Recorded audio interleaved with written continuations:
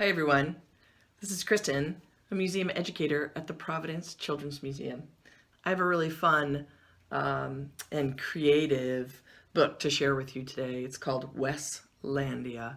It's by Paul Fleischman and it's illustrated by Kevin Hawks.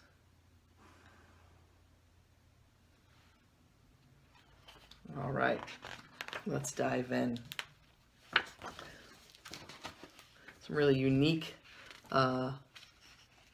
drawings here. This is in some sort of script, some sort of letters that I'm not familiar with. Curious. Again, another opening page, Weslandia by Paul Fleischman and illustrated by Kevin Hawks. I wonder where this exotic place is.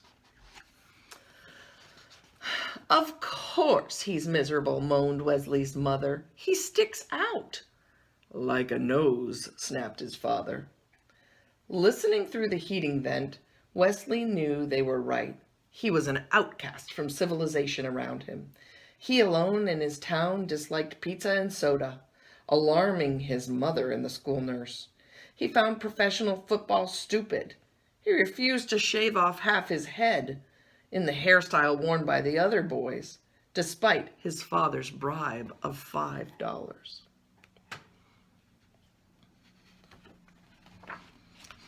Passing his neighborhood's two styles of housing, garage on the left or garage on the right, Wesley alone dreamed of more exciting forms of shelter.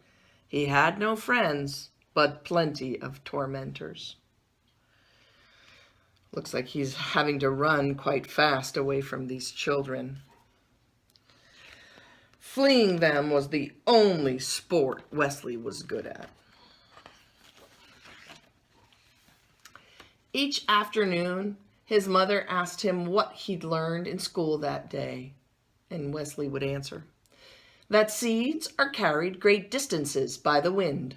This is what he said on Wednesday. That each civilization has its staple of food crop, he answered on Thursday. That school's over and I should find a good summer project, he answered on Friday. And as always, his father mumbled, I'm sure you'll use that knowledge often. Suddenly, Wesley's thoughts shot sparks. His eyes blazed. His father was right. He could actually use what he'd learned that week for a summer project that would top all other summer projects. He would grow his own staple food crop and found his own civilization. Boy, Wesley has some big dreams, doesn't he?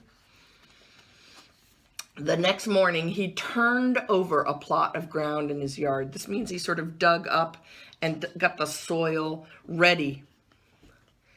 That night, a wind blew in from the west. It raced through the trees. It set his curtains snapping. Wesley lay awake, listening. His land was being planted. He wasn't even doing anything, yet his land was being planted. 5 days later, the first seedlings appeared. A seedling is like when the seed starts to sprout. You'll have almighty bedlam on your hands if you don't get those weeds out, warned his neighbor. Actually, that's my crop, replied Wesley. In this type of garden, there are no weeds. Following ancient tradition, Wesley's fellow gardeners grew tomatoes, beans, Brussels sprouts, and nothing else. Wesley found it thrilling to open his land to chance, to invite the new and the unknown. Look at his neighbor's face. And Wesley's really closely examining these volunteer plants. Remember, they flew in on the wind. The plants shot up past his knees, then his waist. They seemed to be all of the same sort. Wesley couldn't find them in any plant book. Here's a picture of him measuring the plant. He has to use a very big tool to measure the blossom. Are those tomatoes, beans, or Brussels sprouts? Added Wesley's neighbor. None of the above, replied Wesley. They sure are attracting wildlife, though. Here's a lizard. Fruit appeared, yellow at first, then blushing to magenta. Wesley picked one up and sliced through the rind to the juicy purple center. He took a bite and found the taste an entrancing blend of peach, strawberry, pumpkin pie, and flavors he had no name for. Boy, let me say that again. He took a bite and found the taste an entrancing blend of peach, strawberry, pumpkin pie, and flavors he had no name for. Entrancing, like magical and just really mysterious. Ignoring the shelf of cereals in the kitchen, Wesley took to breakfasting on the fruit. He dried half a rind to serve as a cup, built his own squeezing device, and drank the fruit's juice throughout the day. Oh, he's being so inventive.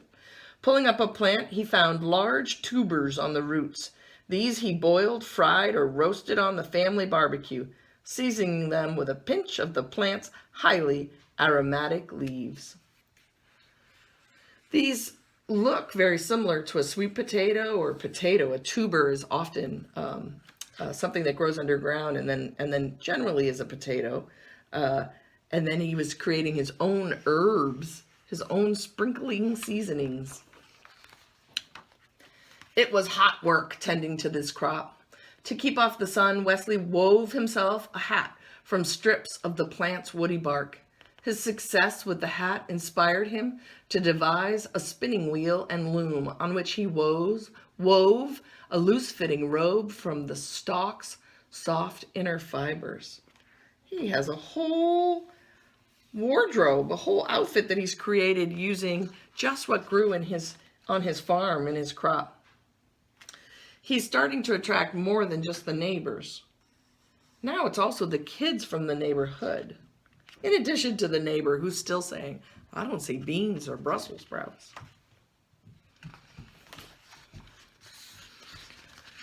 His schoolmates were scornful, then curious, grudgingly, like reluctantly, like not really wanting to do it.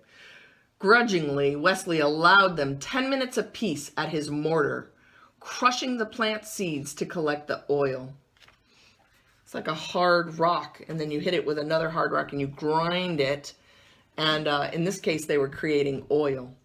This oil had a tangy scent and served him both as suntan lotion and mosquito repellent. He rubbed it on his face each morning and sold small amounts to his former tormentors at the price of $10 a bottle. Oh, he is so clever and crafty. So now he's making sunscreen and bug spray. And he's getting the kids in the neighborhood to help him make it. This reminds me of the story of Tom Sawyer. Over here, he has one of those kids with his half-shaved head fanning him. Boy, Wesley is really loving his summer project. What happened to your watch? Asked his mother one day. Wesley admitted that he no longer wore it. He told time by the stalk that he used as a sundial and had divided the day into 8 segments, 8 parts.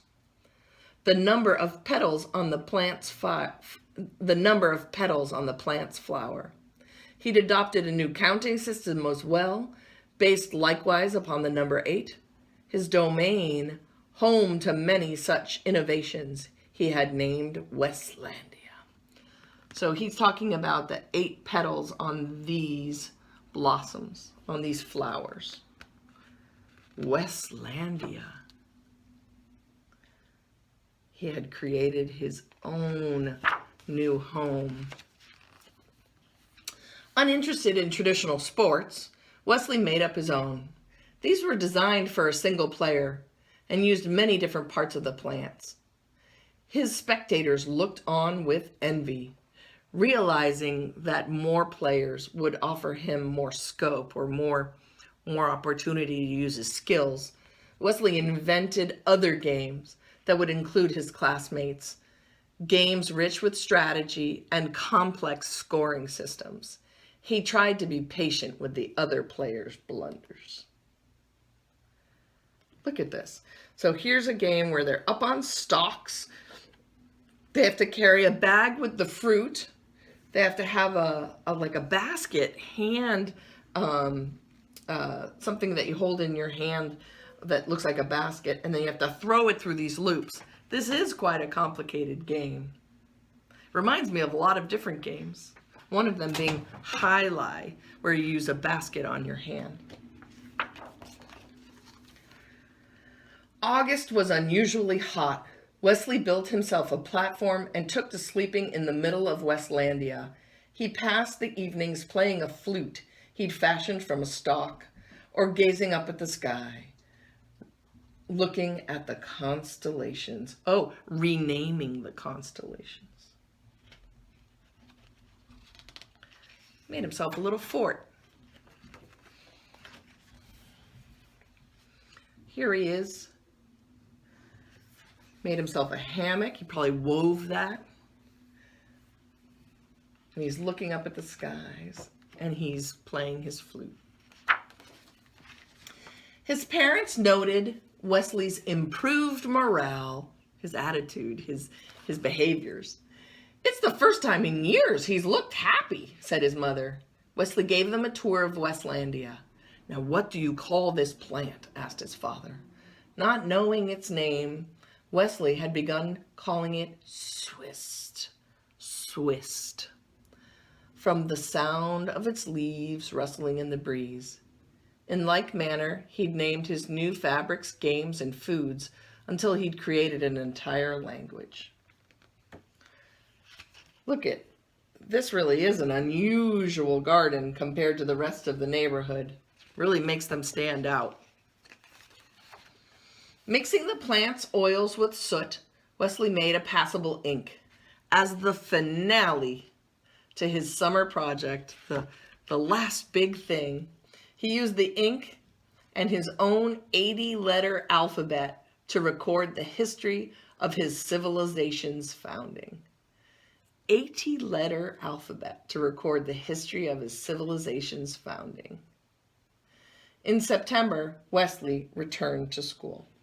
Here's Wesley working on his alphabet and then writing the history, writing the story of his community called Weslandia. And in September, he returned to school. And he had no shortage of friends. The end. And now we know what that, at the beginning I said, I don't recognize these letters. And now I know that this is the language spoken in Weslandia. Wow. Wesley was certainly creative and crafty and clever, wasn't he? Well, I hope you've enjoyed this story. I hope you have a chance to go out and or stay in and build yourself a little community. Maybe make a fort, maybe hide under a pillow, create a little space for yourself and play some pretend.